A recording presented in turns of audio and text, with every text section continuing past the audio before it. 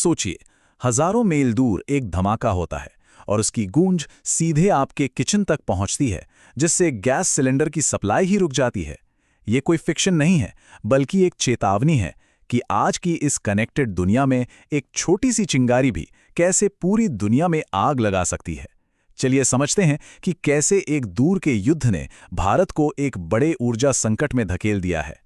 तो सवाल यही उठता है कि मार्च 2026 में आखिर हुआ क्या? भारत की एनर्जी सप्लाई अचानक से इतने बड़े खतरे में क्यों आ गई? चलिए पता लगाते हैं। तो देखिए, इस सवाल का जवाब ना सबसे पहले हमें भारत के अंदर ही ढूंढना होगा। जो सारी कहानी की पहली कड़ी है वो है हमारे देश का अपना गैस संकट, जिसने लाखों करोड़ों घरों पर सीधा असर डाला है। असल में हो ये रहा है कि भारत इस वक्त लिक्विफाइड पेट्रोलियम गैस मतलब कि एलपीजी की ज़बरदस्त कमी झेल रहा है। और हाँ, ये वही एलपीजी है जो हमारे घरों में सिलेंडर में आती है, जिस पर रोज लाखों परिवारों का खाना पकता है। अब इस संकट की जड़ कहाँ है? इसकी जड़ छुपी है हमारी एक बहुत बड़ी निर्भरता में, और वो निर्भरता है कतर पर। आप अंदाजा लगाइए, पिछले 8 सालों में भारत ने जितनी भी लिक्विफाइड नेचुरल गैस यानी एलएनजी इंपोर्ट की है ना, उसका लगभग 40 से 50% मतलब करीब करीब आधा हिस्सा सिर्फ और सिर्फ कतर से आया है। और पता है, ये निर्भरता कोई आज की नहीं है, ये तो लगातार बढ़ती ही जा रही थी। सोचिए, सिर्फ 15 साल के अंदर इंपोर्ट पर हमारी डिपेंडेंसी 28% से बढ़कर लगभग डबल करीब 50% हो गई। यही वो कमजोर नस थी जो अब टूट चुकी है।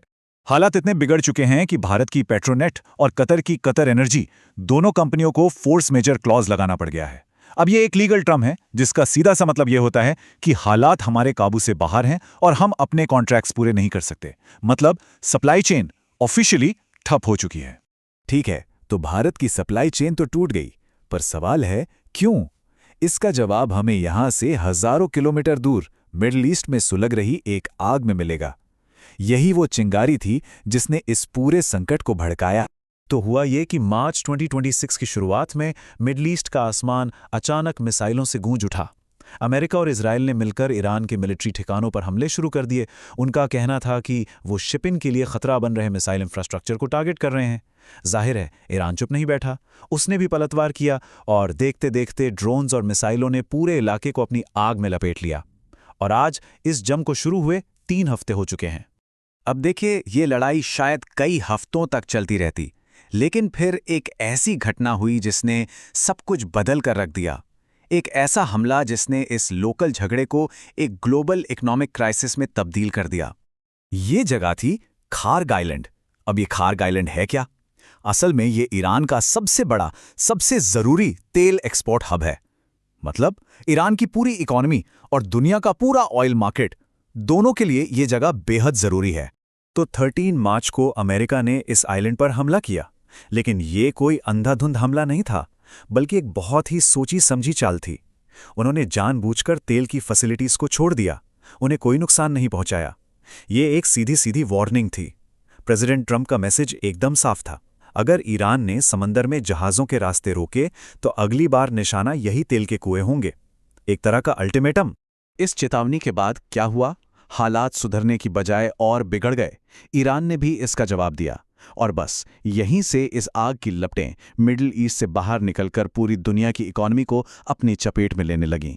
इसका सबसे पहला और सीधा असर दिखा तेल की कीमतों पर। ग्लोबल ऑयल प्राइस $100 प्रति बैरल के पार पहुंच गया। और ऐसा क्यों हुआ?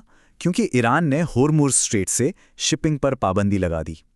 अब यह होर्मुज़ स्ट्रेट वो रास्ता है जहां से दुनिया का करीब 20% तेल गुजरता है। सोचिए कितना बड़ा चोक पॉइंट है ये। तो नतीजा क्या हुआ? एक बहुत बड़ा लॉजिस्टिकल नाइटमेयर। एक अंदाजे के मुताबिक होर्मुज़ स्ट्रेट में करीब 600 जहाज, 600 शिप्स वहीं के वहीं फंस कर रह गए। वो अपना माल, अपना कार्गो दुनिया के अलग अलग कोनों तक पहुंचा ही नहीं पा रहे थे। और देखिए, इस पूरे संकट का एक इंसानी पहलू भी है जिससे हम अक्सर भूल जाते हैं। दुबई जैसे आसपास के इलाकों में जो लोग रह रहे हैं, उनकी जिंदगी कैसी हो गई है। उनके लिए मिसाइल अलर्ट की आवाज के बीच सुबह की कॉफी पीना एक अजीब सी नई हकीकत बन गई है, एक रूटीन। तो आज हम सब एक ऐसे मोड़ पर आ खड़े हुए हैं जहां दुनिया एक बड़े और शायद ज्यादा खतरनाक युद्ध के मुहाने पर है। अब सबसे बड़ा सवाल यही है कि यहाँ से आगे क्या होगा? क्या ये तनाव और बढ़ेगा? चलिए एक नज़र डालते हैं कि हम यहाँ तक पहुँचे कैसे। मार्च की शुरुआत में हमलों के साथ जंग शुरू हुई। फिर 13 मार्च को खार्ग आइलैंड पर वो चेतावनी वाला हमला हुआ। इसके जवाब में ईरान ने समंदर के रास्ते बंद कर दिए। और आज हालात ये हैं कि कोई भी पक्ष पीछे हटने को तैयार नहीं है और टेंशन हर गुजरते पल के साथ बढ़ती जा रही है। और ये खतरा सिर्फ बातों में नहीं है, जमीन पर इसके संकेत साफ दिख रहे हैं। एक तरफ हिजबुल्लाह लेबनान से इजराइल पर हमला कर रहा है, दूसरी तरफ खाड़ी देशों को ड्रोन से निशाना बनाया जा रहा है, और इन सब के बीच पूरे मिडिल ईस्ट में तैनात अमरीकी सैनिकों की जान पर भी खतरा मंडरा रहा है। और ये सारी बातें हमें वापस उसी सवाल पर ले आती हैं जहां से हमने ये पूरी कहानी शुरू की थी। भारत के किचन में गैस की कमी से लेकर मिडिल ईस्ट में दागी जा रही मिसाइलों तक, ये सब एक ही धागे से जुड़ा हुआ है। और ये हमें सोचने पर मजबूर करता है, आज की इस कनेक्टेड दुनिया में क्या वाकई कोई जंग लोकल हो सकती है, या फिर अब हर गोली की गूंज पूरी दुनिया को सुनाई देती है।